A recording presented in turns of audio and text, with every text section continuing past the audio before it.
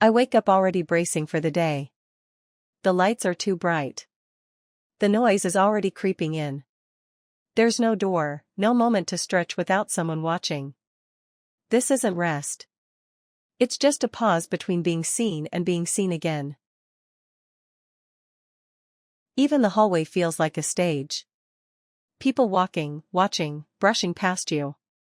There's no place to move without being on display. Even using the bathroom means waiting, sharing, adjusting. Every step is public.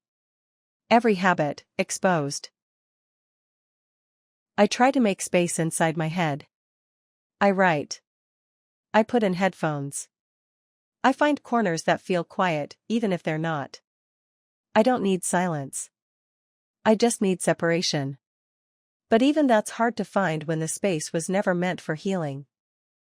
They say this is safe. But I'm never really off. My body's here, but my mind is somewhere between alert and exhausted. I'm surrounded by people, but I've never felt more invisible. This place holds me, but it doesn't let me breathe. This is what veteran housing often looks like. Long corridors, shared rooms, concrete blocks built for control, not care. It houses people, but it doesn't hold them. There is no quiet, no gradient of exposure, and most of all, no privacy. These environments are optimized for programming, not people. Beds are counted, not needs. Veterans like Maya are processed into systems that ask nothing about trauma, rhythm, or choice. They survive in these spaces, but they don't recover. Privacy here isn't missing, it's actively denied. These buildings were designed to monitor, regulate, and manage.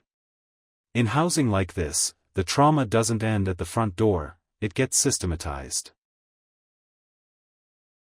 We say we've solved the problem with shelter. But for those who've served, who need peace, we offer only more chaos, with a roof. The issue isn't just broken housing. It's that we've forgotten to ask what housing is for.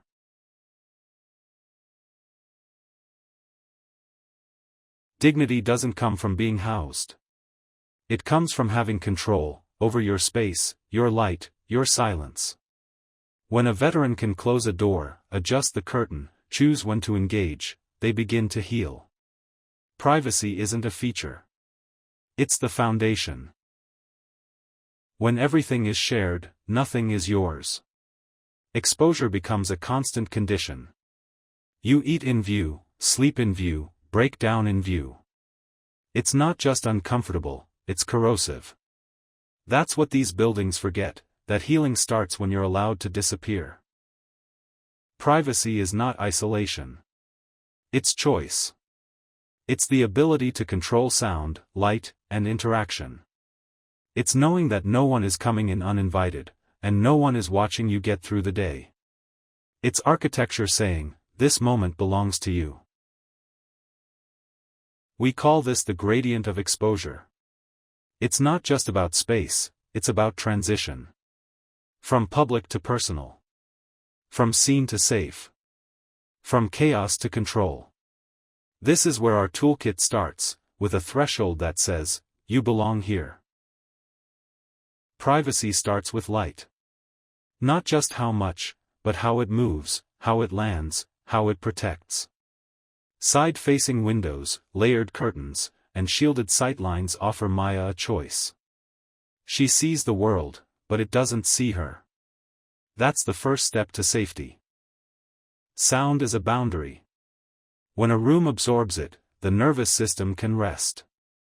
Acoustic buffering, through wall layers, flooring, and thresholds, turns the room from a shelter into a sanctuary. Quiet is not emptiness. It's permission to exist without interruption. Privacy is also social. Maya's porch gives her the power to pause. A soft transition between public and private space. This is what we call agency. She decides when to speak, when to wave, when to close the door. Privacy isn't retreat, it's control. This is not one detail. It's a system. A gradient of exposure, designed through light, sound, and space. Together, these elements return something most housing models forget: the right to belong to yourself. And to move through the world at your own pace. We can start our research with spatial behavior. Where does Maya linger? Where does she retreat? Privacy shows up in these patterns, where the body relaxes, where it avoids. By mapping her daily rhythm, we can see where the design supports autonomy, and where they fail. We can test how light, sound, and exposure change over time. How filtered daylight reduces anxiety. How muffled thresholds protect rest. These aren't stylistic choices. They're environmental tools, and we measure their impact with precision. We can also listen. What does Maya say about her space, her sleep, her sense of safety, and her willingness to engage with others? Her voice and those of other veterans matter as much as our metrics, because healing is personal, and design must be accountable to the people it claims to protect. What we are attempting to show with our research is that housing is not just a building but an evidence-based system of care. Privacy is measurable and dignity is observable. When space works, it shows, in data, in behavior, and in physical health. And that's how we know the toolkit for designers matters. It's quiet now. Not because the world changed, but because I get to choose when it enters. I wake up when I want. I hear birds instead of people. I don't brace for the day anymore. I begin it. The difference isn't just the walls or the window. It's what I get to do inside them. I write. I listen. I rest. I wave. Or not. I move through space like it's mine, because it is. And that changes everything. I'm still healing.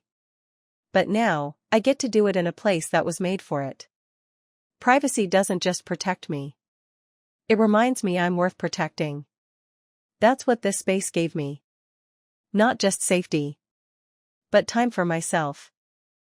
This didn't happen by accident. Someone designed it this way. Someone believed space could hold me. That healing could be layered into walls, thresholds, and light. That's what made the difference. Design is the first act of care. And for me, this is where it began.